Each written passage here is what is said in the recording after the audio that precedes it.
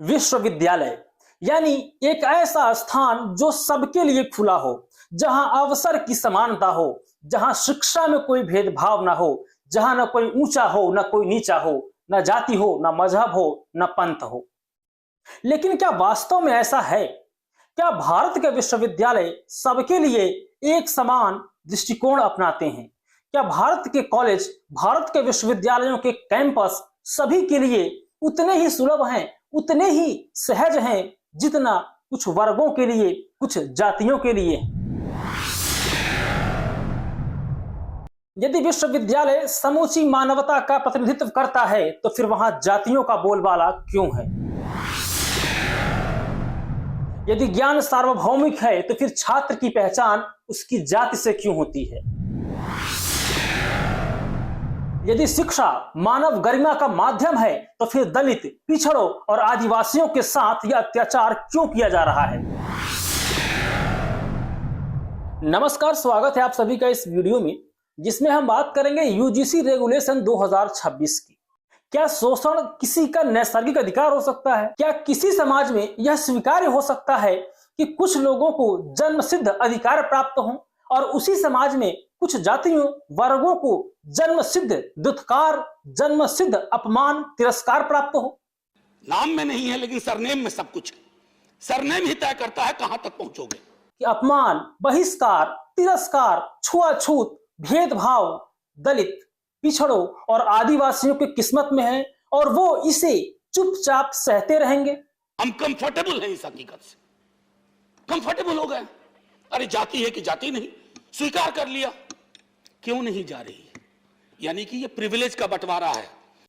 और यदि भेदभाव नहीं होता तो सुप्रीम कोर्ट को यह नहीं कहना पड़ता कि विश्वविद्यालय संस्थागत भेदभाव के अड्डे बन गए। आज 26 जनवरी 2026 है और आज ही के दिन भारत का संविधान लागू हुआ था और यूजीसी का नया रेगुलेशन भारत के संविधान के अनुरूप है, भारत के संविधान में प्रदत्त मौलिक अधिकारों के अनुरूप है। अनुच्छेद 14, अनुच्छेद 15 और 17 के प्रावधानों के अनुकूल है, उनके अनुरूप है। यानी कि बराबरी, समानता और अस्पृश्यता का उन्मूलन, ये हमारे संविधान निर्माता चाहते थे। लेकिन भारतीय विश्वविद्यालयों और कॉलेजों के कैंपस लगातार जातीय श्रेष्ठता के अड्डे बने हुए थे, जातीय अत्याचार के सबसे प्रमुख केंद्र बने हुए थे। और अब इस रेगुलेशन के जरिए यूजीसी ने इस पर लगाम लगाने का प्रयास किया है। अब यह यूजीसी का नया रेगुलेशन लाने की आवश्यकता क्यों पड़ी? जब 2012 का रेगुलेशन था तो फिर नए की क्या जरूरत है? इसका उत्तर यह है कि 2012 का रेगुलेशन किसी काम का नहीं था। उसमें सजा का कोई प्रावधान नहीं था, उसमें कोई दंडात्मक कार्रवाई का प्रावधान नहीं था, इसीलिए वह रेगुलेशन निष्क्रिय था, किसी काम का नहीं था। ओम प्रकाश वाल्मीकि को जूठन नहीं लिखना पड़ता और रोहित वेमुला को दुनिया से जाना नहीं पड़ता। ये हमारी हकीकत है। मैं ये नहीं कहता कि शायद आपने ये हकीकत पैदा की, लेकिन पैदा हुई इस हकीकत को के खात्मे के लिए हमने साझा रूप से कुछ नहीं किया। हम कंफर्टेबल हैं इस हकीकत से। 2023-2024 में दलित, पिछड़े, आदिवासी छात्रों पर अत्याचार की घटनाओं में 100% से अधिक की वृद्धि हुई। 118% से अधिक घटनाएं रिपोर्ट हुई और मामला सुप्रीम कोर्ट गया और सुप्रीम कोर्ट ने आदेश दिया यूजीसी को, केंद्र सरकार को, इस पर नियम बनना चाहिए। देश के विश्वविद्यालय सबके लिए समान होने चाहिए, वहां जाति के आधार पर नंबर नहीं बंटने चाहिए, जाति के आधार पर हॉस्टल नहीं अलॉट होने चाहिए, जाति के आधार पर क्लासरूम में बेइज्जती नहीं की जानी चाहिए। और इसी को ध्यान में रखते हुए यूजीसी ने नया रेगुलेशन जारी कर दिया। अब नए रेगुलेशन में प्रावधान यह किया गया कि अगर किसी भी ओबीसी, एससी, एसटी छात्र के साथ जाति के आधार पर कोई भेदभाव हुआ तो जिस व्यक्ति ने यह अपराध किया है उसके विरुद्ध कठोर कार्रवाई की जाएगी। यदि वह छात्र है तो उसका रिजल्ट रोका जा सकता है, उसको हॉस्टल से निकाला जा सकता है, कॉलेज से भी निकाला जा सकता है। प्रोफेसर हैं तो उन पर कार्रवाई होगी और इसको लागू करने के लिए पूरा एक मैकेनिज्म बनाया गया। कैंपस की जिम्मेदारी होगी कि वो इन नियमों को सख्ती से अनुपालन करवाएं और यदि कोई भी विश्वविद्यालय, कोई कॉलेज इन नियमों का अनुपालन ठीक से नहीं कर पाता है तो उनके खिलाफ भी कार्रवाई होगी, कॉलेज की मान्यता रद्द हो सकती है। विश्वविद्यालय पर असर पड़ सकता है, उनकी फंडिंग रोकी जा सकती है। और यूजीसी ने बाकायदा अपनी एक अलग से कमेटी भी बनाई है कि वो इन नियमों के कार्यान्वयन की मॉनिटरिंग करे कि काम हो भी रहा है या नहीं। अब इन नियमों में ऐसा क्या है जिस यह लगे यार कि यह कैंपस में भेदभाव उत्पन्न करने वाला है? ऐसा क्या है इसमें? उत्तर है कुछ भी नहीं। ये वो जाति वर्ग के लोग हैं जो इसका विरोध कर रहे हैं, वो अपनी जातीय श्रेष्ठता को बनाए रखना चाहते हैं। वो किसी और को शिक्षित होने ही नहीं देना चाहते हैं। वो कैंपस के दरवाजे दलित, पिछड़े, आदिवासियों के लिए हमेशा के लिए बंद करना चाहते हैं। वो चाहते हैं कि हिंदुस्तान आज 1947 से पीछे चला जाए, जहां से बाबा साहब अम्बेडकर हमें खींच के यहां तक लाए हैं। कहते हैं कि झूठे केस में फंसा देंगे। आज तक किसी भी विश्वविद्यालय में, किसी कॉलेज में ऐसा कोई मामला प्रकाश में नहीं है जहां पर दलित, पिछड़े या फिर आदिवासी छात्रों ने किसी अपर कास्ट का शोषण किया हो, या किसी अपर कास्ट ने कोई कंप्लेन किया हो कि ये ओबीसी या फिर ये एससी या फिर ये एसटी वर्ग का लड़का है, इसने हमारे साथ गलत किया है। क्यों नहीं है? यदि है तो दिखा दीजिए। और जो लोग ये अफवाह फैला रहे हैं कि अगर ओबीसी या एससी एसटी इनमें ही कोई भेदभाव हुआ, कोई जाति टिप्पणी किया, तो उन पर क्या कार्रवाई होगी? कार्रवाई सब पर होगी। जो भी जाति के आधार पर उन्माद फैलाएगा, जो अपनी जाति को श्रेष्ठ मानेगा, जो जाति श्रेष्ठता के घमंड में होगा, उसका घमंड चूर चूर कर दिया जाएगा। बस इस रेगुलेशन का यही सार तत्व है। दर्शन वैश्विक होना चाहिए, साइंटिफिक टेम्परामेंट होना चाहिए। और कुछ लोग कह रहे हैं कि ये मेरिट छीन लेगा। इसका मेरिट से क्या वास्ता है? ना एडमिशन देता है, ना किसी की सीट छीनता है, ना कहीं आरक्षण देता है, तो फिर मेरिट से क्या वास्ता? मिशेल फूको ने कहा है कि सत्ता हमेशा हिंसक नहीं होती, कभी कभी वो संगठनात्मक भेदभाव के रूप में सामने आती है, और यह भेदभाव उस हिंसा से भी अधिक खतरनाक है। इस भेदभाव से तो आने वाली कई पीढ़ियां बीत जाती हैं, पार नहीं पा पाती हैं। और यूजीसी के नए रेगुलेशन ने इस भेदभाव को समाप्त करने की दिशा में यह कार्रवाई की है। कंफर्टेबल हो गए, अरे जाति है कि जाति नहीं, स्वीकार कर लिया। क्यों नहीं जा रही? यानी कि ये प्रिविलेज का बंटवारा है। जो प्रिविलेज्ड हैं उनको खुशी है कि रिचुअल, सिंबॉलिक बातें बोल करके बाकी बनी रहे जाति। इसी सदन में जितने लोग होंगे उनमें से कई को शिक्षा के लिए जो संघर्ष करना पड़ा होगा, हम में से बहुतों को नहीं करना पड़ा। राकेश जी को नहीं करना पड़ा होगा, मुझे नहीं करना पड़ा, क्योंकि वो जो अंग्रेजी की कहावत है ना, एक line, there is nothing in name. Sir, हम हिंदुस्तानी है, there is a lot in surname. नाम में नहीं है, लेकिन सरनेम में सब कुछ है। सरनेम ही तय करता है कहां तक पहुंचोगे और कहां रोक दिए जाओगे। और इसके कई उदाहरण मौजूद हैं जब दलित, पिछड़े, आदिवासी छात्रों के साथ कैंपस में भेदभाव हुआ है।